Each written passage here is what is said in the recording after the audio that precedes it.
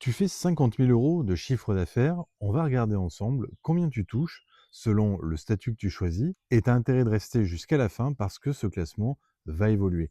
La question que tous les auto-entrepreneurs se posent quand leur business roule, c'est de savoir à quel moment quitter la micro-entreprise pour un autre statut. Est-ce que je passe au réel, en EURL, en SASU? Qu'est-ce qui est le plus rentable?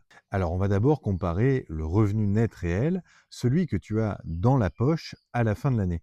On part sur une base simple, 50 000 € de chiffre d'affaires annuel en prestation de services avec 15 000 € de charges communes. D'abord, le revenu net brut sans tenir compte de la protection sociale. En micro, 24 150 € net par an. En entreprise individuelle au réel, 23 715. En EURL, 19 159. Et en SASU, 18 381 €.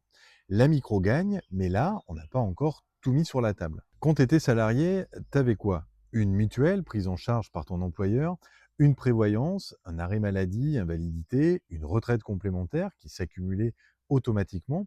En micro-entreprise, tu n'as rien de tout ça et tu payes tout par toi-même. Alors on ajoute une couverture sociale équivalente à ce qu'on avait quand on était salarié, une mutuelle santé pour 800 € par an, prévoyance, arrêt invalidité pour 1200 € par an, une retraite complémentaire pour 2000 € par an.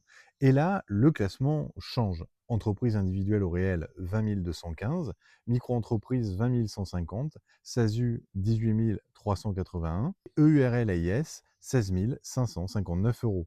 La micro passe deuxième, l'entreprise individuelle au réel passe première, et la SASU, qui semblait dernière, elle, tient son rang, parce que la protection sociale était déjà à l'intérieur. Ce que ça veut dire concrètement, le meilleur statut, ça dépend pas que des cotisations, ça dépend de ce que tu veux comme protection, de ton chiffre d'affaires, de tes charges, de ton secteur d'activité.